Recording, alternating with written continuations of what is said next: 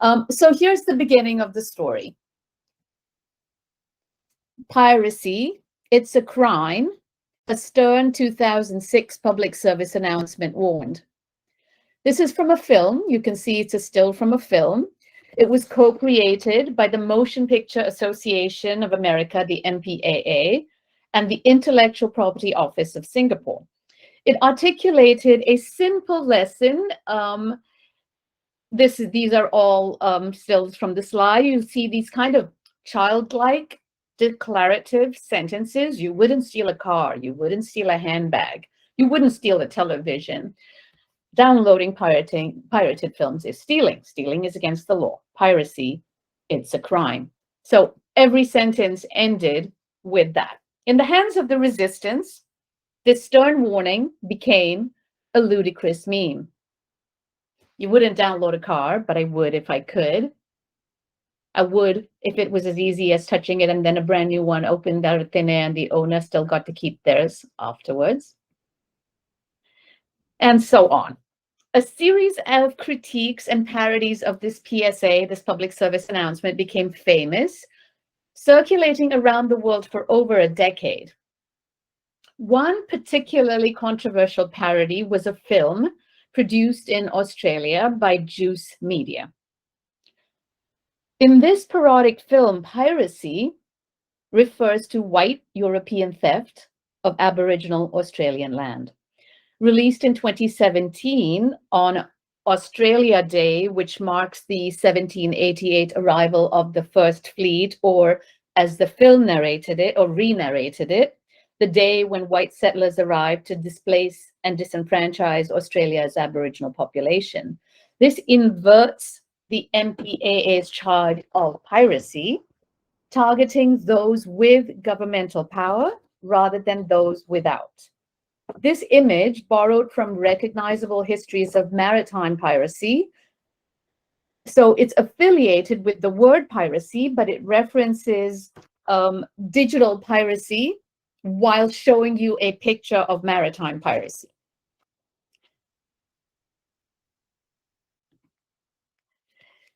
This provocatively shifts the alleged crime from the informal domain of the hobbyist and consumer to the governmental and military domain, suggesting that those with racial and imperial power, in contrast to the powerless, were able to render their thefts non-prosecutable through the use of brute power.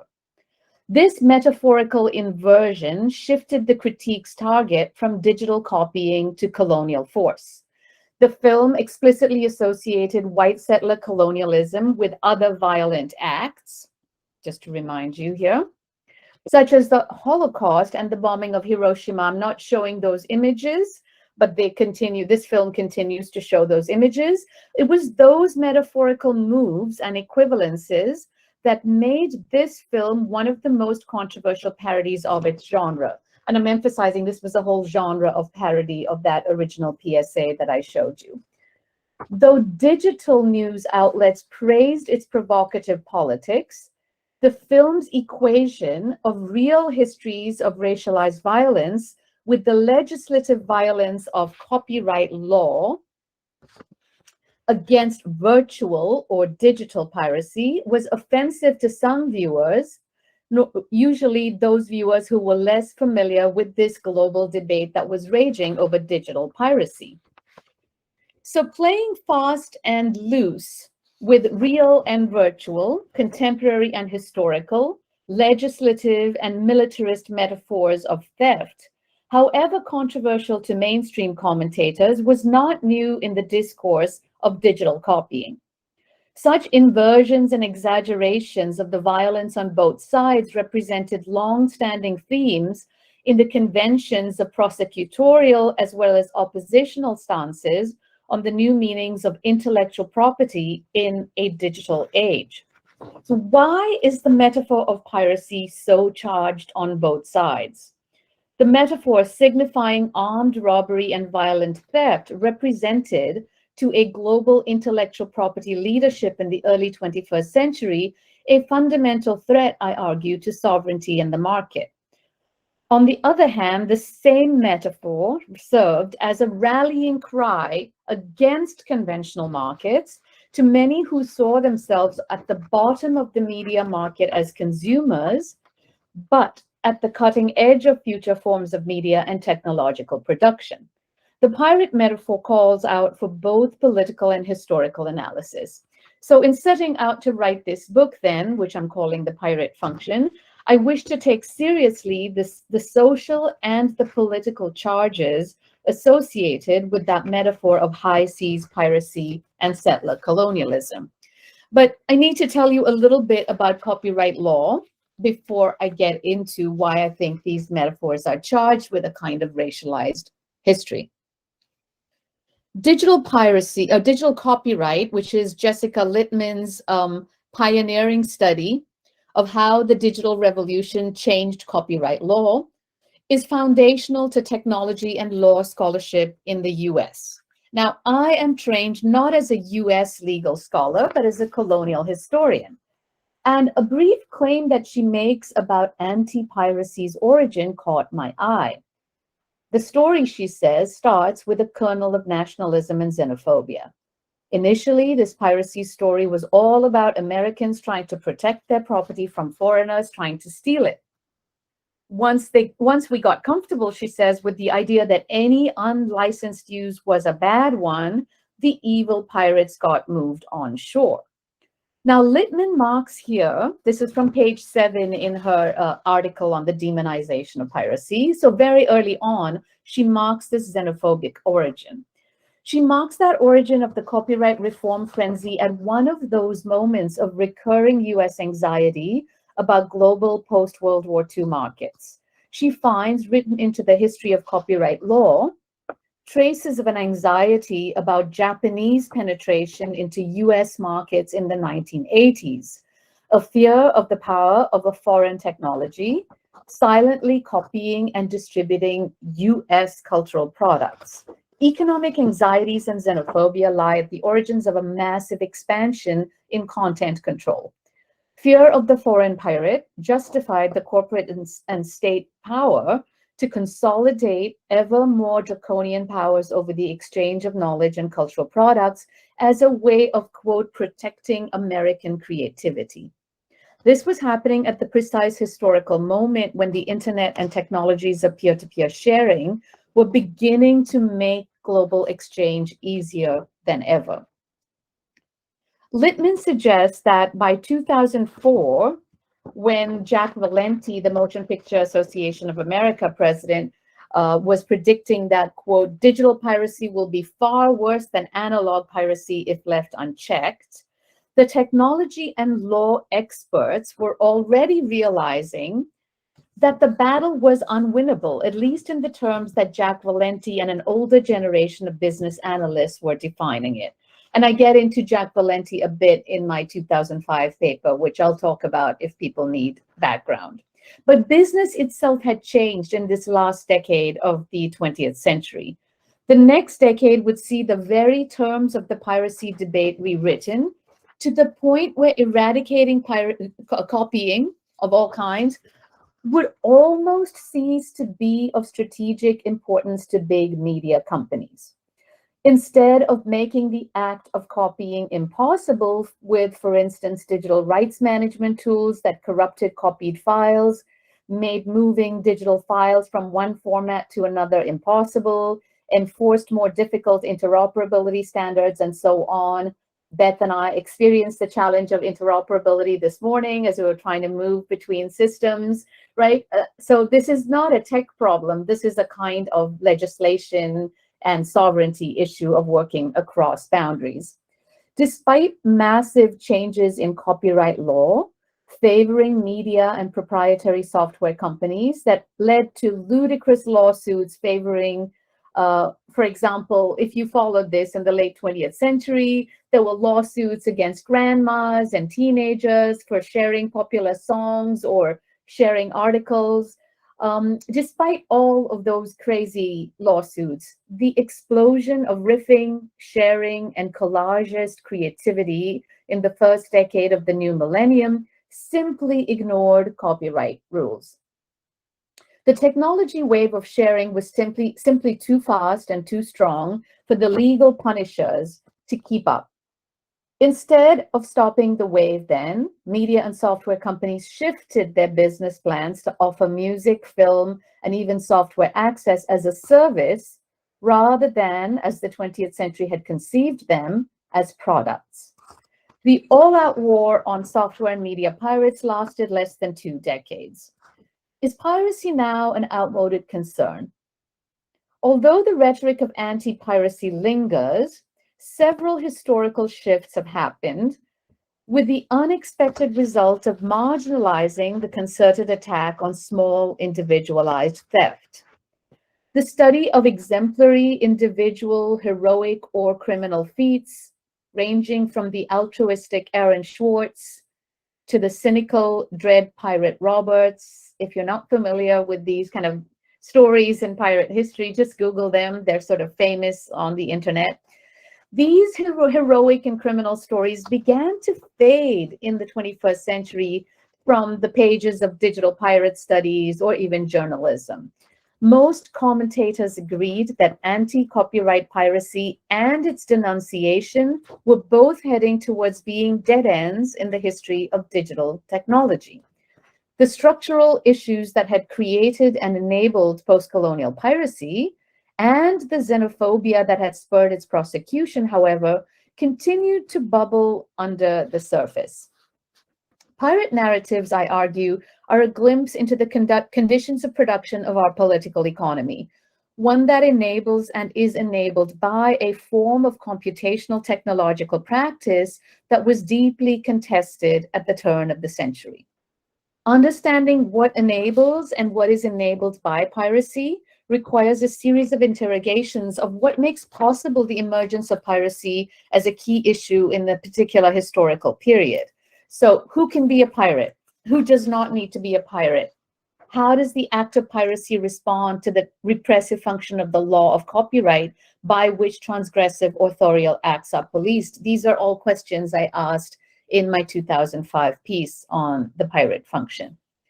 Digital piracy, in fact, was at first ignored or even encouraged. For example, when Bill Gates called on the Chinese to pirate Microsoft Word in 1998 in order that they, the Chinese, might be brought into his market domain.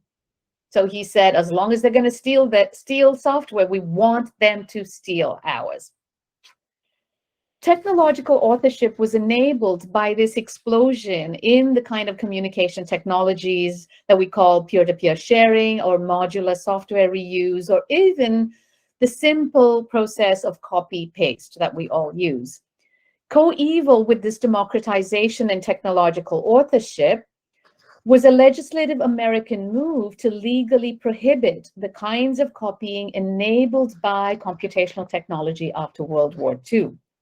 So from Bill Gates in 1998, we go very quickly to 2003 with the prosecution of that kind of copying.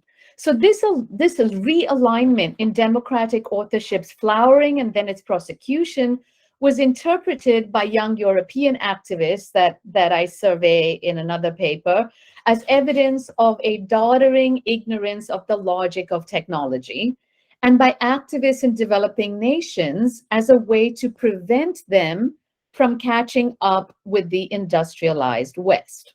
So we have the book that I was part of, which examined that kind of post-colonial response as well. And I can talk about that separately if we have time. But let's come to what happens once piracy is sort of prosecuted, but not quite eradicated. We get, as anybody knows who lived through COVID in any way, you had service, the massive rise of streaming platforms like Netflix, shifts in service models for media companies, so streaming, downloading, subscription services that allow for temporally and spatially individualized consumption. These services capitalized on the global media markets that piracy had in fact opened up for them. The difficulties in pursuing every single individual copyright violation mounted. making it impossible for media companies to follow their original plan of intimidating casual piracy through targeted legal prosecution. Meanwhile, a much larger intractable pirate emerged, Google. This is still Littman's classic work that I'm citing here on the law. The rise of Google and its free library-like services and the global mainstreaming of a culture of accessible knowledge and its accompanying social movements in the developing world framing access as a right, all these made for a difficult shift in the proprietary corporate dreams of the early 2000s. It seemed like the piracy explosion had been part of the major shift in the culture of use of digital products.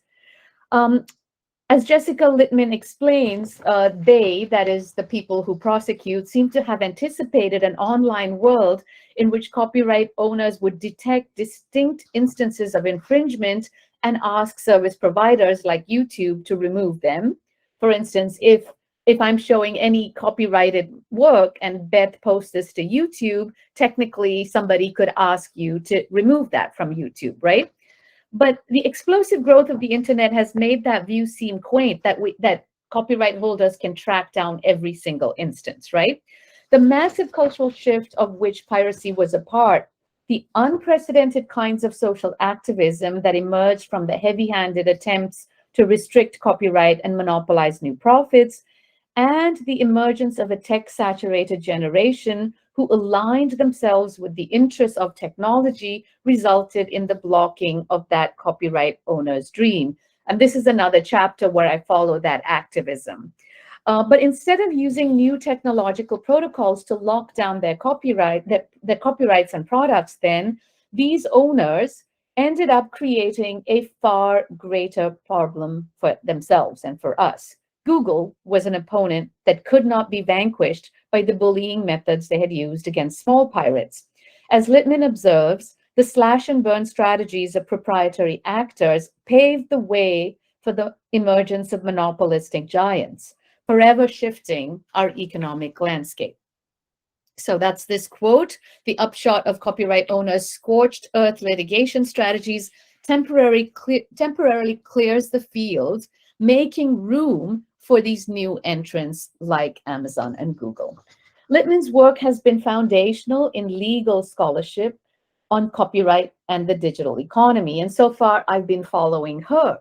But there's been less engagement, however, with that moment on page 7 where she notes the xenophobic racist origins and then moves on from it.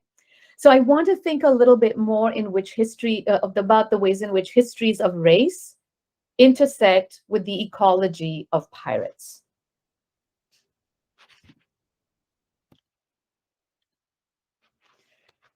The standard set of discourses about digital pirates, both prosecutorial and celebratory, often represents them as threats to law, order, and free market capitalism. Standing outside of formal markets, they're often seen as outsiders and rebels, poised to overthrow the market and to establish more libertarian or egalitarian societies. Popular stories about maritime pirates represent them as rebellious outsiders, building radically egalitarian societies. When legal and governance discourses adopted the pirate metaphor to describe informal digital copying, those metaphorical resonances permitted the prosecution of copying as if it were a theft of tangible goods. And that legitimated for some in the establishment the overblown legal punishment handed out in the early 2000s to students and hobbyists for copying and sharing proprietary music, film, and text. Eric Hobsbawm's classic study of banditry included several examples, and he points out importantly that the bandit is not a complete outsider, but he's an ambiguous insider-outsider. His classic study included dacoits, Indian bandits, or dakus, who were criminalized in a series of British colonial laws through the 19th century. This includes the Thuggee and Dacoity Suppression Acts of 1836 to 48, right? The word thug comes from the Indian word thuggee or thugs, and the Criminal Tribes Act acts, multiple acts between 1871 and 1911, as British trade, first through the East India Company, and then, of course, controlled by the British Crown from 1858 to 1947, that's Indian independence. These laws increasingly encroached on subcontinental political and economic formations. Imperial trade occupied the spaces, the ocean spaces, once trafficked by trade that had different caste, region, and gender inflections, and legitimated a different kind of selfhood as trader. Exchange now was to be carried out in the manner that best fit with British imperial trade requirements. And in that system, the poor, the indigenous, and the marginalized castes in India became less useful as the Brahmins and dominant castes offered cultural translations and served as go-betweens. And I'm summarizing here an enormous amount of literature on Indian Ocean piracy and the shifts in South Asian trading practices period in the transition to the British domination of the subcontinent. But back to bandits. Those we label bandits, primitives, and criminals have often been represented as living outside of society. It would be more accurate to note that historically they've lived in zones with shifting economic and political overlaps with the zones controlled by central organizing powers. The economies they build in these gray zones have commonly served to open up new spaces of development, as I've argued with the pirates and then Google and Amazon. But this opening up process is rarely simple. Bandit-associated spaces can often coexist for considerable periods with capital, while marginalized or seemingly ignored or disavowed. But when expedient, they are enclosed, co-opted, or incorporated into more powerful structures of rule.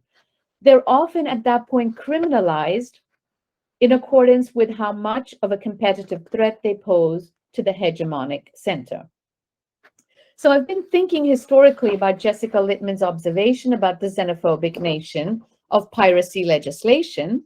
And I'm thinking of that foreigner, right? That figure of the foreigner in her diagnosis of xenophobia. The standard story of digital piracy casts Western media and software corporations as the source of wealth and innovation, and non-Western or anti-capitalist actors as rogues and pirates. Owners of media and software companies represent digital pirates as beyond the pale and endeavor to craft new laws that clearly demarcate the nature of their crimes against property, because the old laws allowed for too much fuzziness in the use, reuse, and recirculation of these valuable commodities. Post-colonial piracy studies, that book I showed you the cover of, we inverted that valuation, arguing that digital piracy is revenge for centuries of underdevelopment. It questions the binaries of innovation versus copying constructed by Western corporations, and argued that copying and sharing is part of a system of reuse and localization that is innovative in its own particular way. Post-colonial pirates here are revalued as innovators rather than mimics and thieves. These schools of thought constitute a kind of first and second wave of pirate studies. The two schools differ over the racial and political valences in the pirate metaphor.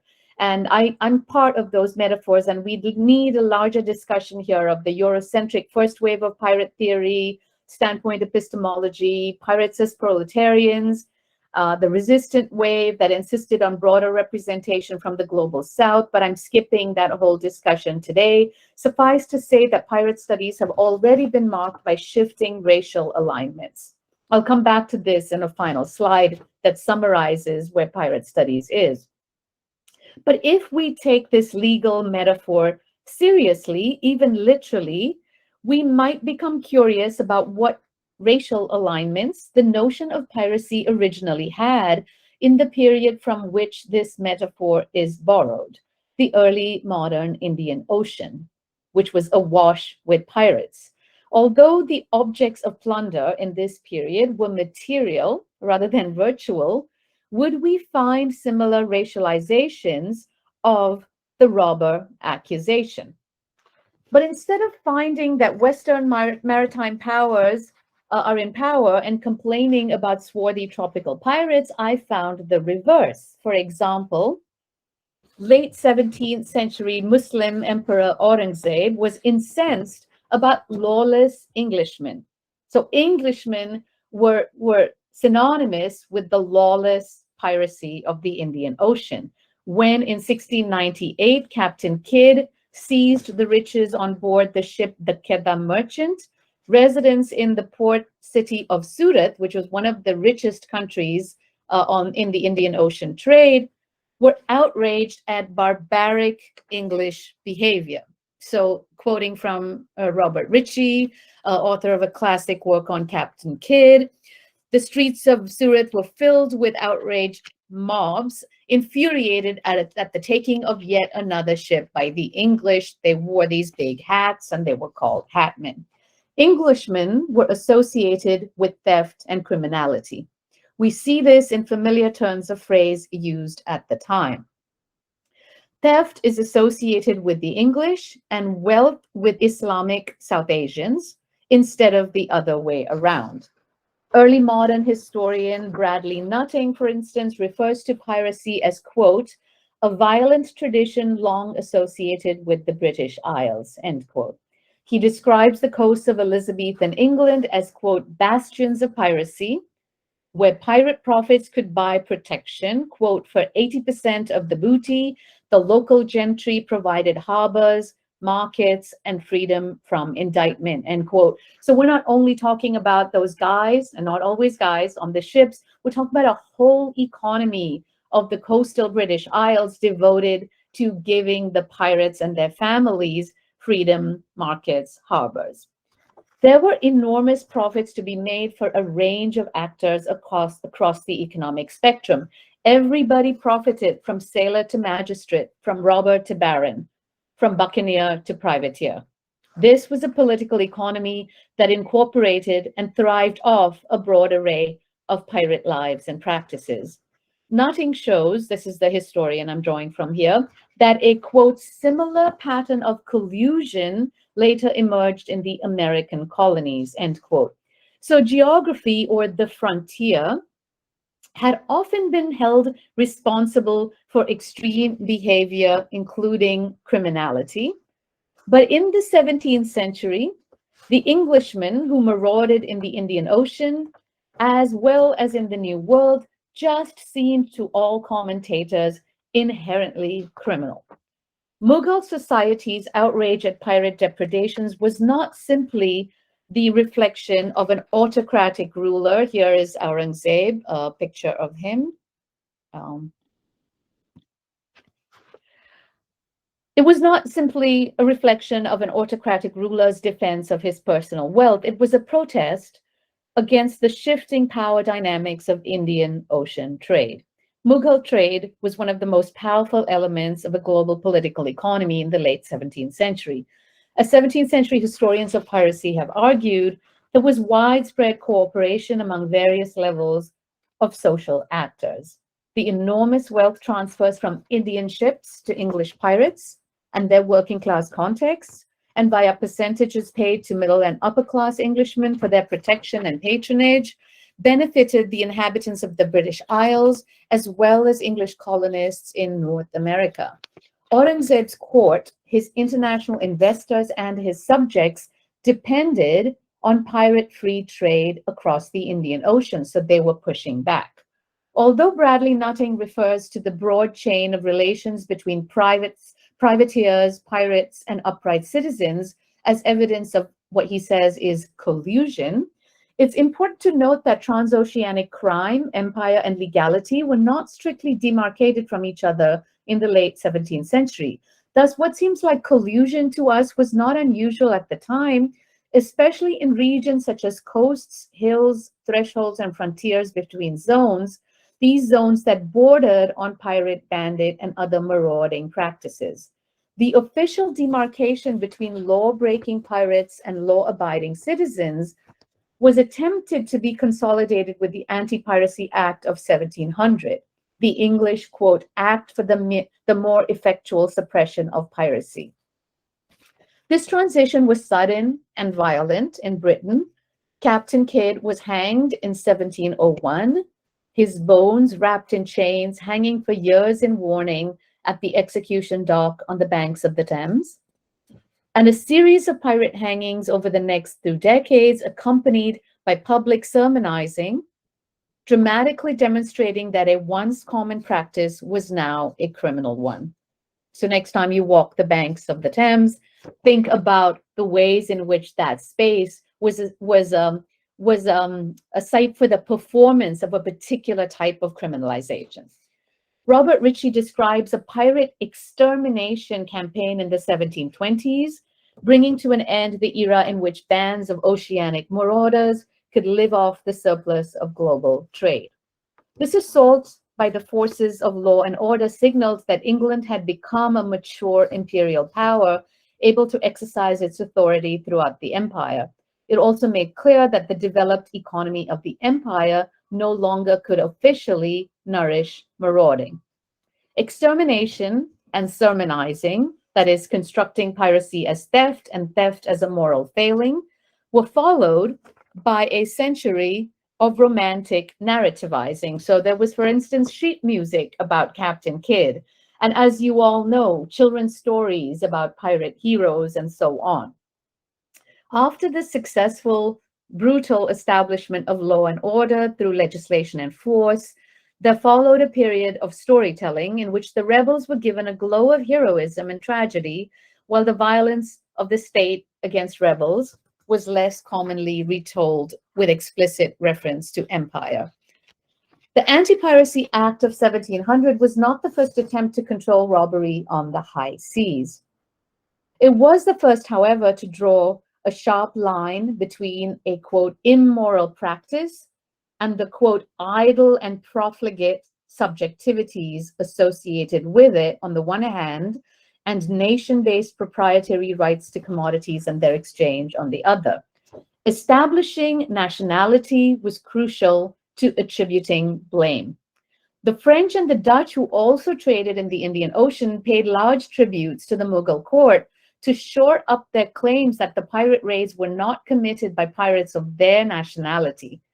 Reports from eyewitnesses on ships talked about the language that pirates spoke among themselves. And in court, key to conviction was eyewitness accounts that the pirates spoke English. So for instance, on the Quedagh Merchant and numerous other ships raided by pirates, the accusation of English-speaking hadmen was key to attributing the blame to the British Isles, to Britain. There had been many attempts dating back to the 15th century to stop piracy, but perhaps by design, none had addressed the fluid system of buccaneering and privateering in which letters of marque would be issued by patrons to privateers, as Lord Bellamont did for Captain Kidd, in exchange for a percentage of the profits. So what I'm saying is these were not just working class criminals, these were very, very aristocratic, very, very powerful patrons. In 1676, when the Mughal Empire was entering its most visibly powerful period, Governor Thomas Vaughan of Jamaica described the major problem as one of the obvious riches of India. Quote, the Indies are so vast and rich, and this kind of rapine so sweet that it is one of the hardest things in the world to draw from it those who have been used to it for so long. In the late 17th century, the Mughal Empire was at its geographic peak, extending almost throughout the South Asian subcontinent, and was a source of great wealth and power. Their riches, when loaded on ships bound for European markets, were constantly set upon by all manner of thieves. The kind of thieves they were mattered, that is, their nationality and their language, in terms of what law might be applied for their apprehension and punishment. So who is the foreigner? Aurangzeb, emperor of the Mughal Empire from 1658 to 1707, was responsible for one of the most famous piracy laws of the early modern world, and the English Act for the more effectual suppression of piracy. Declaring an embargo on East India Company trade with his empire, The great Mughal, as he was known, made British lawmakers scramble to find legal course to hang English marauders. Finding little in English common law, nor in their colonial regulations, Parliament found it necessary to make a new law in order to make piracy illegal. This was a complicated act of reverse engineering, because many of the men rendered illegal by this act had been found functioning as agents of British patrons or North American English colonists carrying papers for legitimate privateering. So the infamous Captain Kidd wrote a letter from jail that represented how starkly the political climate had changed since the time he had set sail, confident at that time in his privateering papers, to the point when Aurangzeb demanded he be subject to a more modern rule of law. And Kidd wrote of his own innocence, "Some great men would have me die for solving their honor." In other words, I die to save the honor of my rich patrons. And he was clear that this was to satisfy Aurangzeb. The son of a Scottish minister, morally outraged at being trapped in the contradictory corruption of the powerful patrons he claimed to serve faithfully, Kidd averred that he had been entirely truthful about his oceanic exploits. He appeared incredulous. Of course, some of this is a performance. There are elaborate books written about these moves. He appeared incredulous at the allegations that he was a, quote, pirate, and he expected a pardon until the last minute. Early modern historians sometimes affirm that he appears to have been set up, and the evidence linking him to his patron, the Earl of Bellamont, was kept from the court in order to protect powerful entrepreneurs who depended on a vigorous transatlantic trade constituted by fuzzy legality and shifting meanings of sovereignty. Aurangzeb's demands for revenge were not solely about the ill-fated Captain Kidd. For many years, the Indian Ocean trade had been intricately woven with pirates and their patrons. North American ports in North Carolina and New York were often the sites where they would unload their goods. English colonists, highly placed in colonial politics and the economy of North America, patronized and supported the privateering trade, even building pirate ships from American timber. Pirates themselves established areas of semi-autonomy along the way, most especially in Madagascar, which became legendary for its purported pirate paradises. The reasons for piracy's popularity and centrality in emerging market economies are embedded in histories other than the legal, right? So this is the logic for moving away from the technical legal analysis that I introduced you to at first. Here I've extended the metaphors of theft and appropriation by considering a historical example having to do with Asia, partly because high-profile international charges of IP or intellectual property theft have been targeted against Chinese and Indian pirates in the last 2 decades. However, there's an important next section that extends the story and suggests the need for a larger racial ecology of theft to help us think more deeply about race and property. Aïcha Kelly has recently put forward what she calls a haphazard genealogy of the pirate figure, in which she argues that, quote, blackness both sustains and potentially disrupts piracy. She reminds us that the 1839 Amistad rebels were charged with piracy.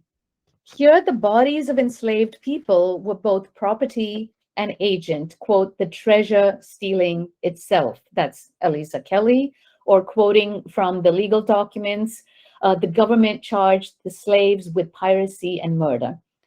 Escaped enslaved people during the Civil War, too, according to W.E.B. Du Bois, were referred to as the contraband of war. Aïcha Kelly argues, quote, contraband were strategic objects for the North, as well as subjects and agents of their own liberation. There has always been a racial character to the ascription and taxonomization of various forms of theft. The very category of property has been racialized. Accordingly, the theft or appropriation of that property is also racialized. This historical relation is not linear or transparent, and I've tried to map it. This is sort of hard to read, but this is from the paper. Here's a slightly more readable slide. This is a kind of, in the interest of time, a sketch of some of the key racialized forms in an emerging map of racial ecology in theft. These are not static forms, which I've tried to represent by the kind of dynamic arrows back and forth. But I want to point out that we study these things in very different academic areas. We have one area of cultural studies of piracy that's very white, a kind of Lawrence Lessig, if you know him, a white law professor at Stanford, founder of the Creative Commons, focused on rip, riff, remix, the kind of creative stuff that young white boys in dorm rooms do when they remix music. This is kind of a high bandwidth piracy. If you can read my slide, that's on the top line. We have a kind of Asian obsession with mimics. Asians are accused of being mimics, doing knockoffs of Western capitalism. And you see this mostly in work on trademark and copyright that I briefly cited. And there's a kind of interaction in this literature with development discourses, and I've given you some citations. And then there is an entire Black studies piece of work that doesn't often come into copyright law, which is about enslavement and resistance to that, riots, looting, expressive cultures of resistance, and so on. As historian Sal Nicolazzo notes about a multiplicity of vagrants in the 18th century, quote, "What comes into focus in such a collection is ultimately not the vagrant." For Nicolazzo, the focus is the vagrant. For me, the pirate or the bandit. So what comes into focus is not necessarily the vagrant, they say, as a kind of subject, but rather the protean legal net that can entrap so many multitudes.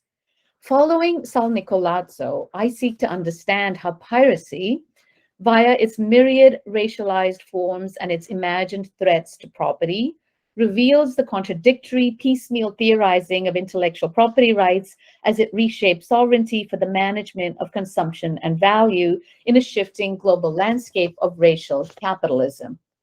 By sketching it here, I'm not attempting to create a Linnaean taxonomy of digital pirates, technological rioters, or web vagabonds. So I urge us not to read this table typologically in search of precise definitions of the digital pirate figure.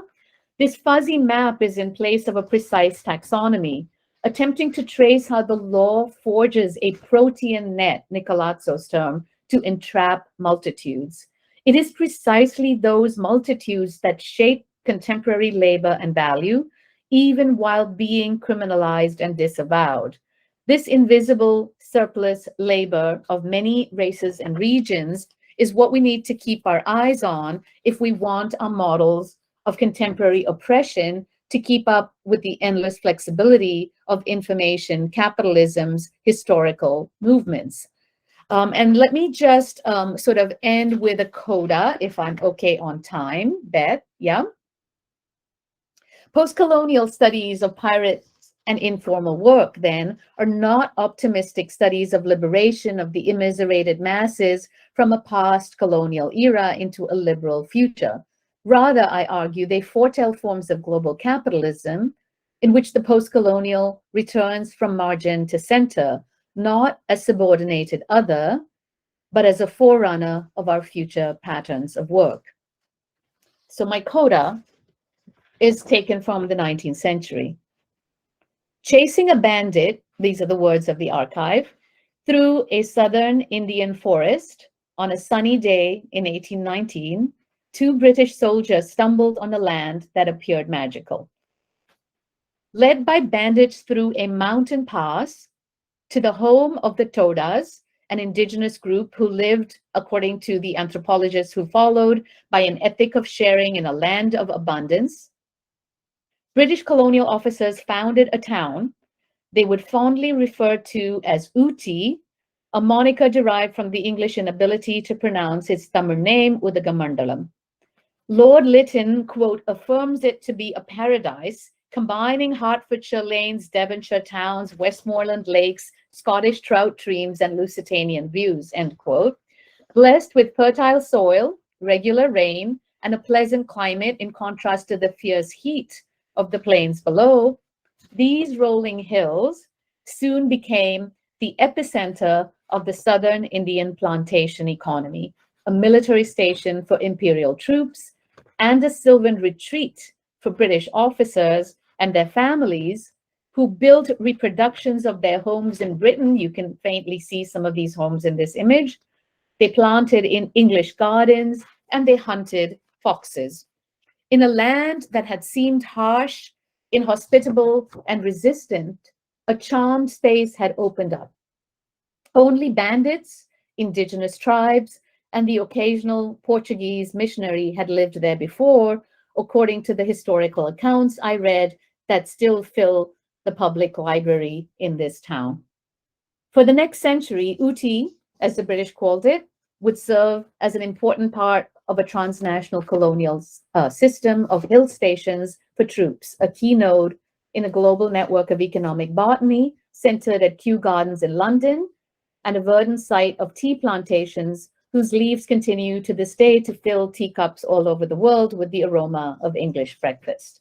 So the analogy I want to make here is that bandits open up new geographies of development.